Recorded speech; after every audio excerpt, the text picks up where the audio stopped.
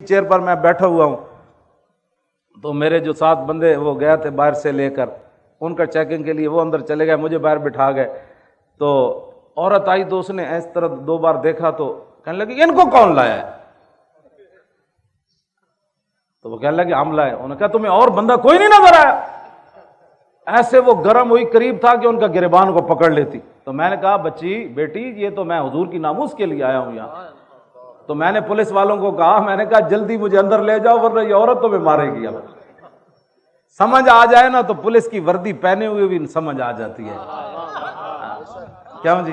مجھ سے ایک لفظ بھی نہ پڑھا ہو تو پھر بھی سمجھ آ جاتی ہے، اور سمجھ نہ آئے تو دورہ حدیث تک پڑھنے کے بعد بھی استاد سمجھ نہیں آتے۔ یہ تو اپنی اپنی قسمت کی بات ہے نا جناب۔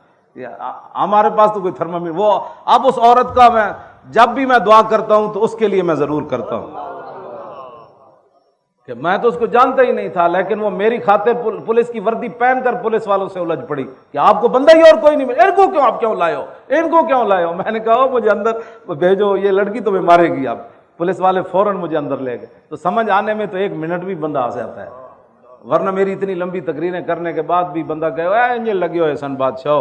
تو اچھا ہوا میں جیلوں میں گیا، گھسیٹا گیا۔ ان کو پتہ ہے کہ جب ظالم اپنے ظلم پر اتر آتا ہے نا، ظالم ظالم ہی ہوتا ہے۔ ہاں جی، وہ تاریخ طبری میں امام علی مقام کا خطبہ موجود ہے، آپ محرم میں وہ پورا پڑھ کے سنائیں کہ امام علی مقام کیوں آئے۔ تو جب آدمی ظلم پر اتر آتا ہے نا تو امام علی مقام نے ان کو فرمایا جانتے ہو میں حسین ابن علی ہوں؟ تو جب ظلم پر اتر آتا ہے تو وہ کہنے لگے ہم تو آپ کو جانتے ہی نہیں ہیں، آپ کون؟ ظالم تو ظالم ہی ہوتا ہے نا۔ وہ تو حسین کو بھی نہیں پہچانتا جن کی شکل و صورت بھی رسول اللہ جیسی تھی۔ ہاں جی، نہیں کرتے، ہاں ظالم ظالم ہی ہوتے ہیں۔ تو وہ اچھا ہوا مجھے میرے ساتھ جیلوں میں ظلم ہوا، پھر میرے گھر برباد کیا، پھر گھر سے مجھے گھسیٹا، پھر اٹھا کر مجھے گاڑی میں پھینکا جیسے بوری پھینکی جاتی ہے۔ تو پھر یہ تو شکر کرے خدا کا، اگر یہ ہمارے ساتھ ظلم نہ ہوتے تو یہ تاریخ آگے کیسے بڑھتی؟ تو پھر اللہ تعالیٰ ان اللہ مع الصابرین نہیں ہے، ہم روئے نہیں نا۔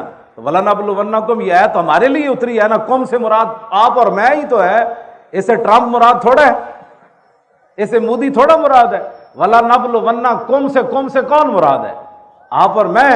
وَلَنَبْلُوَنَّكُمْ بِشَيْءٍ مِّنَ الْخَوْفِ وَالْجُوعِ وَنَقْصٍ مِّنَ الْأَمْوَالِ وَالْأَنفُسِ وَالثَّمَرَاتِ، ان ساری چیزوں کی آزمائش آپ سے بھی ہونی ہے اور مجھ سے بھی ہونی ہے۔ جب یہ آزمائش ہو جائے گی تو پھر آگے کیا ہوگا؟ وَبَشِّرِ الصَّابِرِينَ الَّذِينَ إِذَا أَصَابَتْهُمْ مُصِيبَةٌ قَالُوا إِنَّا لِلَّهِ وَإِنَّا إِلَيْهِ راجعون۔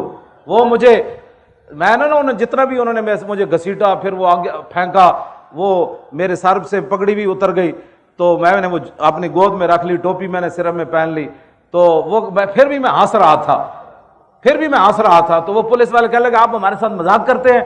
تو میں نے کہا آپ کا میرا مذاق بنتا نہیں ہے۔ کہنے لگا پھر آپ ہنستے کیوں ہیں؟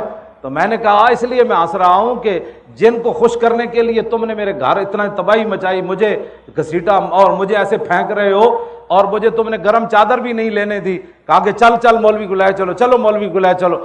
یہ مولوی ہے؟ ہاں یہ۔ میں کہا میرا نام خادم حسین۔ اچھا تو ہے، پکڑو اس کو۔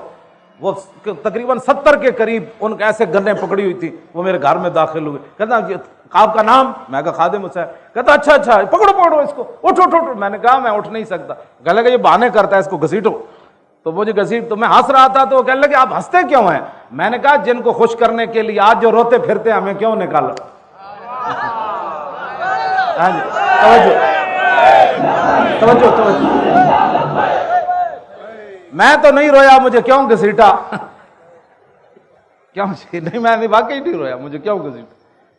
اس لیے میں نے ان کو کہا کہ جن کو خوش کرنے کے لیے تم نے یہ ظلم کیا ہے نا، وہ تمہیں دیکھ نہیں رہے، وہ تو اپنے گھروں میں سوئے ہوئے ہیں، لیکن جن کی خاطر میں گھسیٹا گیا وہ مجھے دیکھ رہے ہیں۔